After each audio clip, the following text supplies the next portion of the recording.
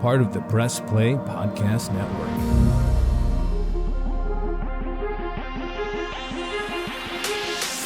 "45, 50, 45, 40, run, William, run!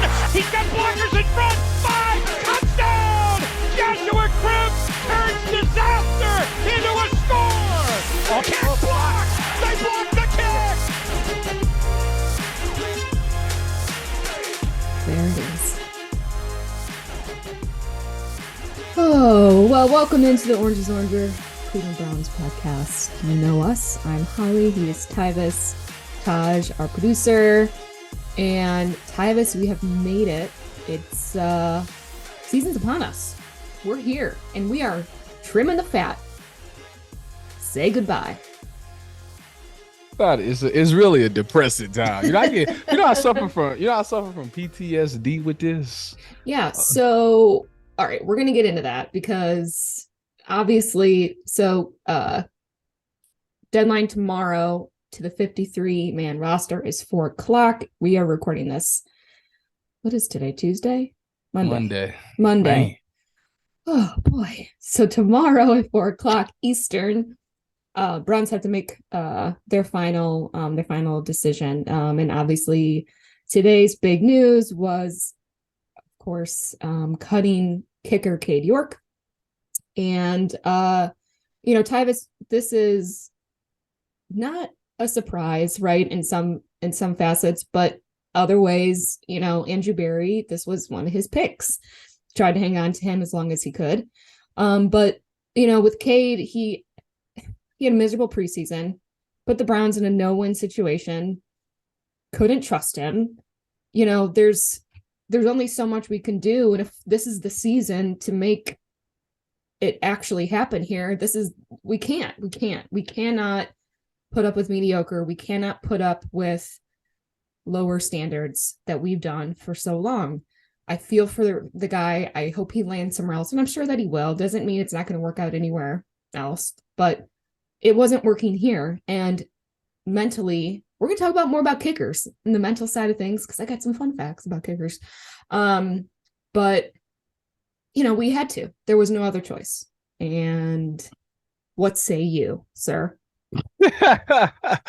Well, for me, I think that when you just look at this off season that's happened in totality, they really have done everything they can to fix this team. It was a bunch of close relationships that I think they had to cut ties with, because it's bigger than just a personal relationship. Everything is riding on this season. I'm talking jobs, players, everything. And if it doesn't work out this season, you're looking at a whole coaching staff potentially being fired. You're looking at a GM that could potentially be fired. You could look at guys wanting traded. Like, I think it's so much riding on this season that you have no choice but to go all in on it. And to give the Browns front office credit, they have done that. And they have literally addressed every position that everybody had concerns with outside of linebacker. But according to them, linebacker is not a big thing in this defense. And I think when you just look at that, you saying bye to Anthony Schwartz, who a guy you kept around. You saying goodbye to Cade York, who's a guy you kept around. And I think it's time that when your job is on the line, when your job, you always going out guns blazing. And like I said, you got to give them respect and credit for doing that. So if it doesn't work out, at least they can say, we did everything that we could to get this thing to work. And I really believe that now going into the season, I'm confident that they really don't have any weak spots outside of the linebackers. But I'm confident. I know Anthony Walker personally, and I know the type of player that he is.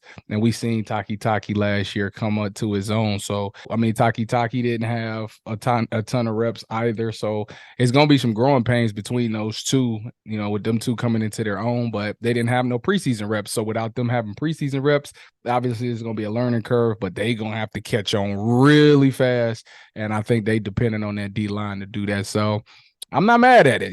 I ain't mad. They doing everything, they doing it the right way. You doing what you got to do.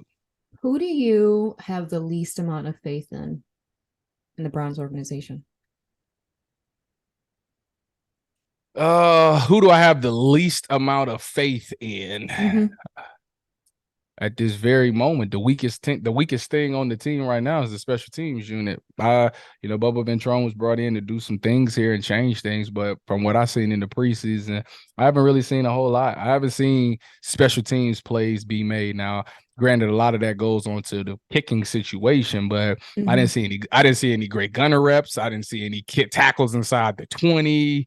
I didn't see anything like that, punts block, anything like that. No great returns. Like I didn't see any, but I seen a lot of it happen to us. So, I think he has to fix that, because that special teams unit, a lot of people don't look at it and value it like it ain't great, but it could be the difference of a game. A big return at the end of a game can change the game. Absolutely. A punt block can change the totality of a game.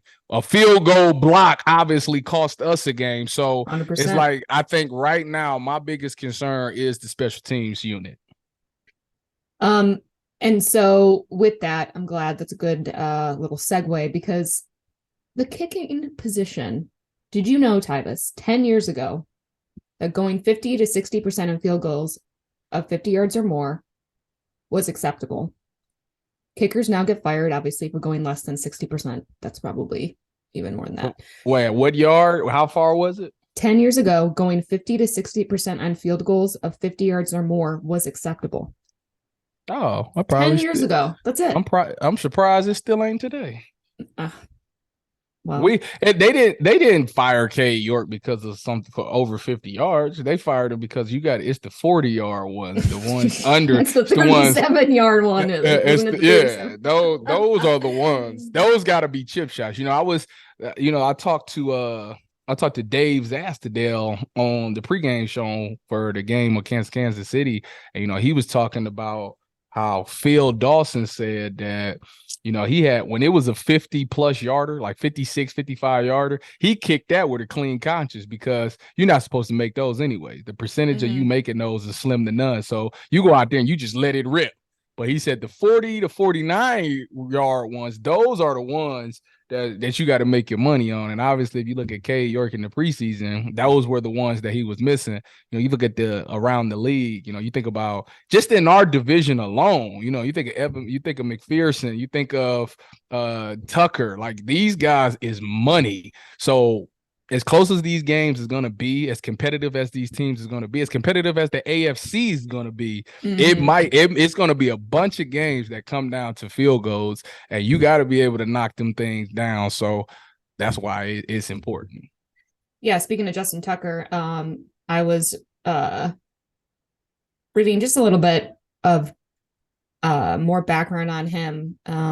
Trying to dig up a little bit more, if I could, on like the mental part of it. He started off terrible. And terrible in his first year. Yeah, and he talks, he went through his childhood and talking about, he played soccer and he was really good at soccer, and then he went to football, and parents were not thrilled about it, and he wanted to go that route.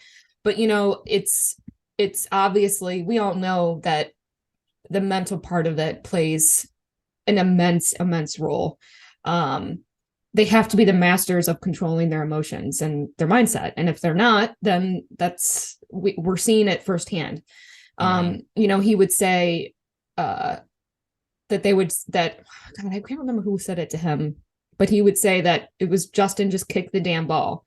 And he says, less is more, simple is better. And I think that sums it up with this, that it is a simple, it's all, routine and motion, and it's the devil's in the details. So it's sad. I feel for him. Obviously he was pretty accurate in practice and couldn't translate it over, and it just started to spiral.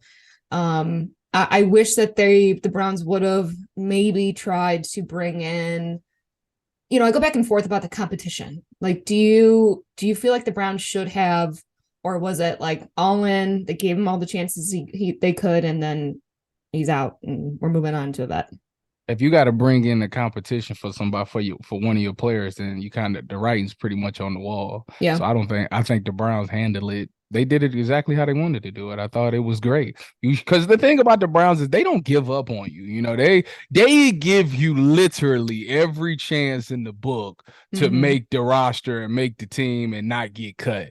Like they are way more than a lot of other organizations. The Browns, sometimes they give you too much of a chance.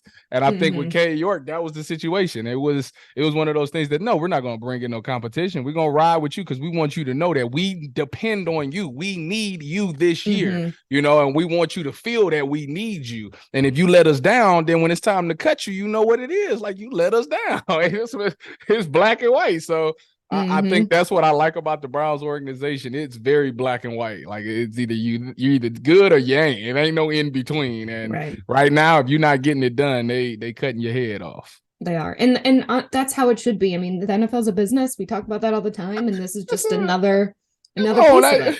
You talking to a man got his head cut off at least 10 times. So walk me through probably Cade's mindset and what yours was when right before we hopped on, you said Cade is fine. Listen, don't feel bad for Cade. Cade is fine. Cade is in the year 2. And you know what Cade is? You know what he is?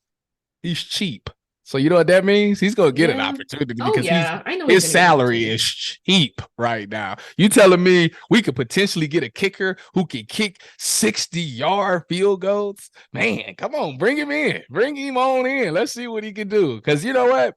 Believe it or not, a change of scenery is good for the mind, you know? Change of scenery. He go to a place where it's a dome, man, that boy might be the greatest kicker to ever touch the game. And we as Browns fans gonna look at it, look back and be like, there it is again. So it's not over with for him at all. He got a strong leg. If he's really that good in practice, that means somebody's going to bring him in for a workout. He'll knock him down in the workout and go 100%. And who knows, maybe the right person can get in his mind and probably look at what he's doing wrong, critique him and make him better. And maybe he'll go back to knocking him down because it'd be a shame to have that strong of a leg and never materialize into anything. And I don't wish that on him. Yeah. So, well, to bring in, the big guns here, Dustin Hopkins, traded him from the Chargers. He is some stats. He's 83.8% on kicks from 40 to 49 yards versus the league average of 81.3. So +1. He's 14 of his last 16, another plus. He's 84% on average from field goals. And he kicked for Washington for many different parts of the seasons. And he's good with the weather. We're not worried about the weather. Also, he's 33, or he will be 33 in October. So he's 85%. On average in 9 years. So that's pretty good. York was 75% in 1 year. Do you think the Browns will ever draft the kicker again?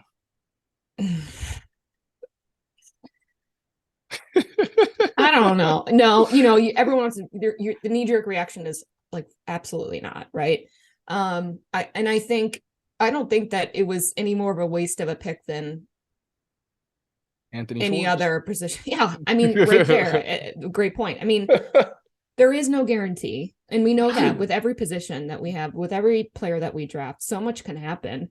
With his stats and his, legendary college career, all signs pointed to yes. He had a game-winning field goal in Charlotte. I mean, a long one. I mean, you don't know until these guys start to really get that NFL experience. And firsthand from going from college to pro, even for a kicker. Yeah. Could be a lot. It is. You know what the difference between him and a lot of people though is they depended on him early. He had the town. He took the town by storm in his very first regular season game. Like, he was seen as a hero. And, if you remember him in the post game, he was like, I'm not going to get too high on that because if I miss the next ones, they'll hate me and run me out of town. And he experiences that. It's just the life of a kicker, and it's one of those things. And it's a lesson that not just in football, but in life. If you're not, people want consistency, and if you're not consistent, like anybody can do it one time, but if you can't consistently do it, that's not going to keep you around. Doing it one time gets you in the door. But if you want to stay, you got to be consistent. And that's, like I said, that's in anything in life.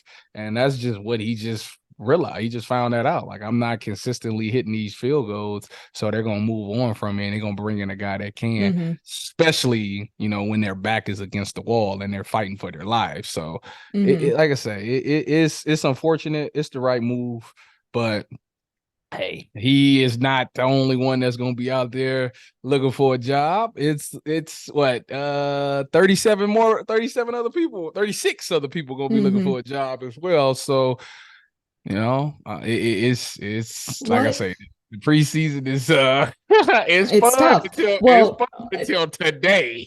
Yeah. When was the latest that you got cut? Not to bring up old wounds, like the latest right before that 53 cut. Listen, I always tell you, you're gonna cut me on the first day. I'm not, because you get 2 days, and it's nothing worse than sitting there and stressing about.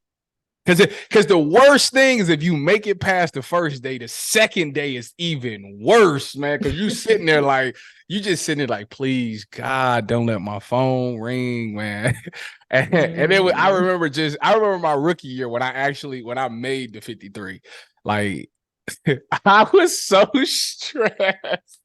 It wasn't funny at the time, but it is now looking back on it. Like, me and my roommate, DeAndre Elliott, I'll never forget. We was so freaking stressed. Like, because we watching, so you come in with a bunch of rookies. Like, you come in with the rookies, and y'all grow tight because y'all got like rookie meetings and stuff like that. So y'all hanging out and stuff like that. And me and Dre was roommates. He played corner, I played safety. We was roommates, and we just watching all our teammates, or like all the rookies, just getting their heads cut off. And I'm just like, oh my God. So we get past the first day, and we seen a lot of our teammates get cut. So me and him, like, man, we got to do something, man, like, to just take our mind, because we can't just sit in this hotel and just wait by the phone. Like, we got to do something to just take our mind off. So I remember him and I just like catching an Uber and going down to just see Seattle and like look at apartments and stuff just in case. And man, we ended up we made it to that 4 p.m. deadline. Oh my God. You ain't never seen two grown men hugging and jumping up and down. Because it was one of those things where it was like I played safety, but they played me at corner too. And he played strictly like corner and nickel. So it was like me and him looking at each other like it's gonna be one of us. Like I think only one of us was gonna make it. And when both of us made it, it was just like, That's amazing. So yeah, it's a great feeling. But when you on the other side, like I said, they call you up there, man, and it's just like, you know what? Sometimes like I was gonna say, well, what about like getting cut, but then getting signed to, the practice squad? Oh, I mean, would you have known that? Was that told to you? Yeah, they'll tell you that. They'll tell you that when they cut you. Like, we gonna cut you, but we looking to bring you back on practice squad if nobody signs you. And so like I said, what are they doing with Michael Dunn then? Are they gonna bring him back? Did they cut him already? See, you so. no. See, nah. See, the guys. You know the guys that's gonna come back on P Squad. You know how you know the guys? They cut them as close to the deadline as possible. See, if you cut them close to the deadline, everybody makes their big cut close to the deadline. So in hopes that your name get lost in the shuffle, because it's a whole bunch of people you got to look through. And hopefully nobody catches you so you can slip through and we can bring you back on P Squad. That's what that is. So the majority of people gonna get cut tomorrow is the guys that's probably looking to come back on P Squad. That's how they do it, because they want you to get lost in the shuffle. Yeah, well, they released him, and they wished him happy birthday, and 2 hours later he was gone. That's sad that I know these things, but you ask questions. Like, I know the game. You wait, and everybody gonna make their big cut tomorrow. It's gonna be like however many people, 25 people from each team getting cut, and they all praying to God that they get lost in the shuffle so they can bring them back on P Squad. Did you, when you said like, you just know when you are, I mean, is it? I'm gonna tell you know how you know. I'm gonna tell you how you know. This is the biggest telltale sign. Is where are you at on special teams? That tells you everything. If you ain't starting on special teams, if you, like obviously if you start on defense, you good. But if you're not a starter, where are you at on when they call that first team special teams? If your name ain't on that, you get ready because I'm just telling you, right? Because if you ain't starting, you on special teams. Like that's just how it is. If you ain't got no special teams value, then out of there. Yeah. So when I was in Seattle, I learned that in Seattle because funny story. One day, this is like after this was after either the second or third preseason game. This is back when we had 4 preseason games. So I say either the second or third preseason game was over. I got a ride home by Sherm. And Sherm must have already knew some stuff. So Sherm was like, I'm sitting there thinking, man, listen, I'm just trying to make the 53, man. That's like all I thought about, like just making the roster. Mm-hmm. And he goes, wait a minute. He said, where you at on special teams? I said, I was with the ones. He said, if you was with the ones, I mean, that's like a good sign that you're going to make the team. And I'm just like, nah, I ain't believe in that till I make it. So special teams is definitely the key thing, and that's why I always preach on it when anytime people talk about special teams, I always harp on how important it is if you're not a starter to be on it, because if you're making plays, they'll keep you around because you really good on special teams. Did you ever feel misled? Did I ever feel misled? No. Mm-hmm. No. Holly, you talking to the man that I would tell you. I would tell everybody on the team they about to cut me like 1,000%, y'all, and they be looking at me like, "How you know?" I'm like, "Bruh, I'm just telling you. It's they make it obvious. Make it obvious to me. It's obvious." So I used to be like, "Listen, I'm gonna just tell y'all right now, it was nice playing with y'all, but they cut me for sure. You can ask anybody I play with for sure. They cut me." Oh my God. Well, another player that was cut that was one of Barry's guys was, of course, Anthony Schwartz, wide receiver. Your roommate, or not your roommate, your neighbor. Watch that one. Excuse me, neighbor. I apologize. Whoa. Your neighbor. Not my roommate. And if he was, he'd be paying a whole lot more of the rent than me because he could afford it. Hey. At least maybe not now, but before. I'm about to say he better go try to find that track coach again. Yeah, 100%. So he had just 14 catches for 186 yards in his career. In his career, in his 2 seasons.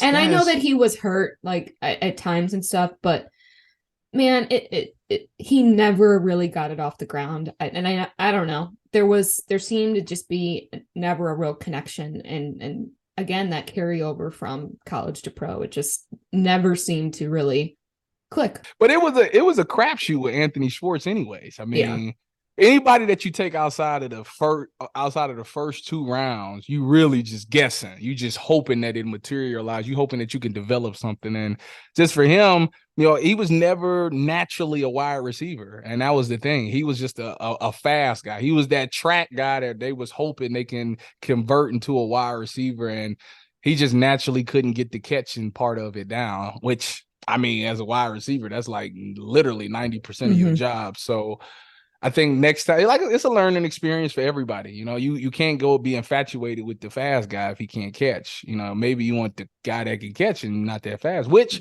they ended up doing next year. They actually flipped it next year, drafted David Bell, and he got the exact opposite problem. He can catch, but he ain't fast. So I guess they might, the receiving thing just not for the Cleveland Browns. We just don't draft receivers well, but we can make a trade for one. We can make a good trade. And speaking of hopefully making up for some of that speed, Marquise Goodwin, he's got the clearance to be active. Hallelujah.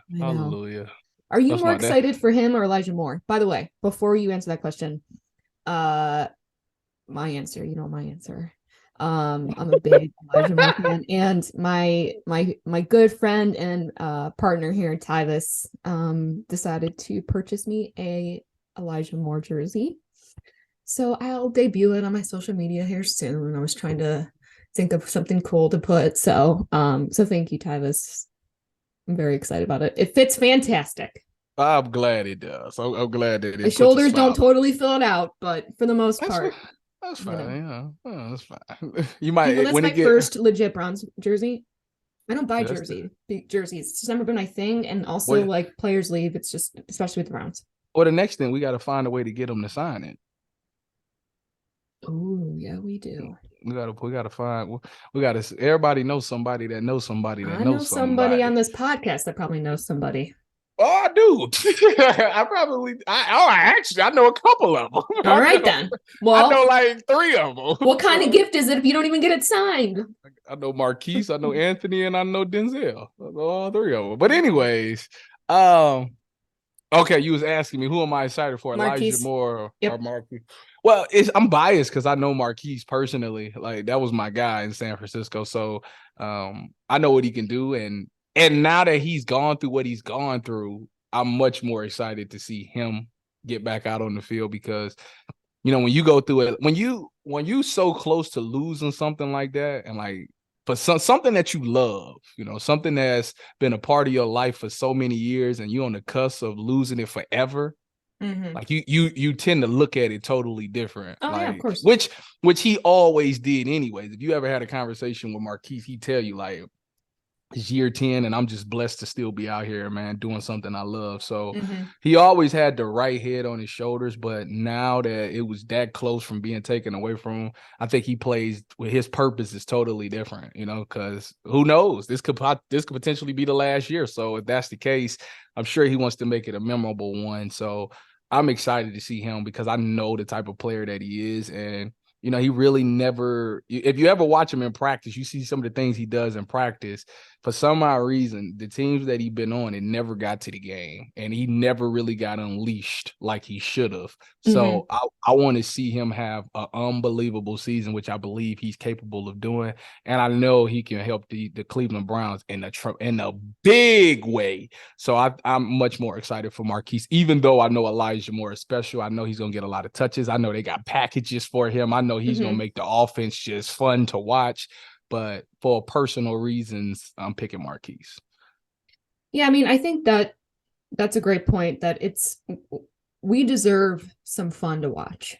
We've witnessed so much shit play and drama and off the field and, off season. Just it's time. And that's why I'm glad that we're not, it's no bullshit mode here. Because we've allowed mediocre for a really long time. And yes, gave a lot of players so many chances over the years, in hopes that they would change or turn around, or, and most of them don't. So this is it. I mean, there's too much writing on it. Are you worried at all about Deshaun? Why would I be worried about him? Just in general, I mean, we haven't seen able to see a ton this preseason, and I know that's always no. Deshaun is locked in. Deshaun understands. Well, he's certainly more confident than he was this time last exactly. Year. Well, he still got a couple of things going on, but for the most part, it's behind him. So he's locked into just ball, and he got an organization that was with him. Like I said, it's different when you got somebody that's with you from when things is good and sticking by your side when things is bad. So he got an organization that believe in him, that's been in the fire with him. So I think he just want to get back to who he was. And, when I listen to his post-game interviews, he's not making no excuses for himself. And he definitely sounds very confident. That's one thing about him last year, is that he never had his swag back. He was never confident like he used to be. And now you see some success on offense. He see this thing going. He seems like the type of guy that, if you down in the fourth quarter with 2 minutes left, he's like, "Don't worry, we got this. We good. Like we about to get down." Which is exactly what we need in those clutch. I mean, we need the clutch moments. We need the clutch moments. So. And that's why I'm much more excited. So no, I'm not worried about him. I think he's locked in and ready to go. What about trading Dobbs and DTR being backup. Are you? I didn't love the Dobbs. I understand it, but I don't like it. That he got traded? Yeah. Oh, well, I mean, listen, that situation was you promised Dobbs $2 million to be your backup quarterback, but you come into this preseason that you got this kid who's just electric. You got this kid, you got this, and listen, yes, it was against the threes, but then he did it against the twos. This guy, it's just a different vibe when he's out there at quarterback. It's a guy that's relentless, selling out, putting his body on the line, just making the offense flow. You can't look past that. And he's literally, if Deshaun Watson goes down, you can literally still run the same type of things. Like he's that type of athlete. He can make those type of throws. So it's not that much of a change from the two quarterbacks. Where Dobbs, he's great, he's smart, he's great. He's not gonna really lose you a game, but he's not a difference maker, and DTR has the ability to become a difference maker one day because of that strong arm and that confidence that he has. And you got a guy that started for 5 years, so he got natural leadership. I think it was just the move that had to be made, and that the only reason that they had to trade Dobbs was for the $2 million. So I'm not mad at it. Trying to get more cap. I know. It just I would have felt better with him number 2. I love the DTR fun. I love the excitement. I love, like, it's been a blast to see him succeed in the preseason. I just, you hope that translates. I mean, we that's how Dobbs got us last year. We was hyped up off what he did in the preseason. So, I mean, essentially it's the same. We're going through the same thing again. But they actually released Dobbs, so yeah. Well, it'll be there's still a lot more moves to make. And by the time this is out, this will probably be published right before we do know the final 53. But then we got a nice week off. We're having a big kickoff party, Tyvis, at Forward Browns kickoff party. That's the pool spot next right? Friday night. Oh yeah, I remember that. I used to live at the Flats at East Bay. I made my way over there a couple of times. Yeah, we're it'll be fun. It's gonna be from 7 to 10. And it's just gonna be what day drinking is this? in the Browns Friday night, the 8th. Oh, I'll be in West Lafayette. Ooh, Big Ten. Next Saturday. Well, I would say it's my debut, but last year was my debut when but this is official. This is like your full season contract. You know what I mean? This is the real deal. I'm not nervous at all. I'm just Oranger fans, enjoy him while you can, because Tyvis is continuing to skyrocket beyond. That's and he will be signing jerseys one day. That is first of all, that's really a lie. And secondly, I'm not the one that's an ambassador of one of the biggest brands out here and getting photo shoots, and I'm not doing that. That's you. You're on TV. You're gonna be on TV every Saturday. You on the radio. I'm not Big Ten. Whatever. Just let me compliment you. All right. Just let it. Listen, it's not. I'm really just small potatoes out here, and it's hilarious. People look at me like I'm not doing anything. I'm a co-host on a show. You're doing it. Well, I'm excited that we are obviously officially back on for the whole Brown season. And it's going to be a wild ride. It is. Wild ride. I hope not. I hope this was just it will. Oh. I mean, see, that's your problem. You speaking it into existence. My mother would always say there's power in the tongue. So if you just say it's gonna be smooth and we just gonna roll through this thing, that's what's gonna happen. You got you got to manifest it. Well, look, we always have major faith. I'm telling you, Sunday, September 10th. That downtown is going to be insane, rejuvenated, especially if the weather's. I mean, it is going to be crazy. I'll tell you what, on that Sunday morning at like 11:30, I am going to be loving life. Browns are going to Super Bowl. More positive than you can imagine. But that's how it always is, which is fun. At least for that. Wait a minute. At 11:30 on Sunday before the Browns game, you better be having AM 8:50 AM on the radio, because I will be on the radio at the time. Well, yeah, I personally will be working, but also very excited. So turn the radio on. I'm on 11 to till kickoff. So there we go. There you go. Always, Tyvis. I never miss when you're on. Oh, are you excited about the draft? The fantasy draft? Yeah. Oh, yeah. So Tyvis and I am part of the Ultimate Cleveland Sports Show fantasy football draft. I got asked, which was really nice. I love that Bull asked me and you had no idea. So he just out of just nonchalantly. So yeah, Holly's gonna be in it. I looked at him, Holly who? Holly who? Yeah. Holly, your podcast partner. I said, wow. Mm-hmm. I didn't know you were into fantasy. Well, only if there's stakes. Is there money on this thing? Yeah, all right. Well, he hasn't given me any details yet. You almost yet. made me curse. I don't curse. Well, I want there to be. I don't like playing for fun. Like, did you know that's not fun? I want to win for money. I want to win. Do you know what happens if you come in last place? Oh God, no! But it's so funny. I was talking to one of my coworkers today about he did, and he had to do some crazy shit. So what? What is no? You have to do 15 minutes of stand-up comedy for Mike, opening up for Mike Polk. No, he didn't. No, I swear that's what happened last year. McNuggets had to do 10 and Anthony had to do 5. We had to do 15 minutes of stand-up in front of what is it? What's the place downtown? Laugh Club? Hilarities. Yeah, Hilarities, right? At Hilarities. It was hard. That was the best night of my life. I might be pretty funny, actually. If I happen to come last, I think I would be. McNuggets killed it. McNuggets had it. He was good. He was good. Now, he ain't do nothing but crack on us the whole time, but it was good, though. All right. Well, that's good to know. We're doing this in person. Are you coming up for it? Yeah, I'll be there. Doing it. We're doing it. Yeah, right after the show. Oh, yeah. Oh, you there? I got to make sure I don't work, which I don't think I work down here, so I'm good. All right. Well, we got less than 2 weeks. The Guardians stink.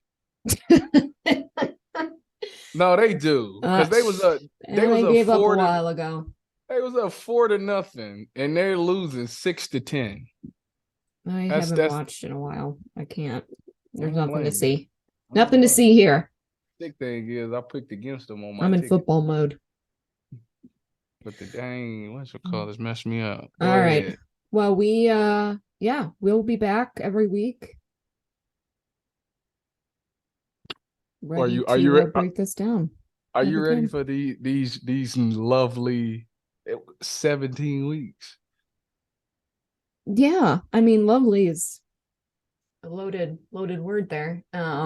It's gonna be. It's gonna be fun. Look, Browns drama fun. Can't be no worse than last year or 2 years ago. No, and 2020 was so much fun. Oh, if only they can be that excited again. Listen, they desperate. So playing up against a desperate team and a desperate organization can be dangerous. So I know. Well, and good. I'm glad Deshaun's an underdog. In most odds here, we fare well when we are the underdog. So I will take that. But yeah, we will be back every week, breaking down every win. Hopefully very few losses. We'll be ready to go. Go Browns. That's what you want, is go Browns. Here we go, Brownies.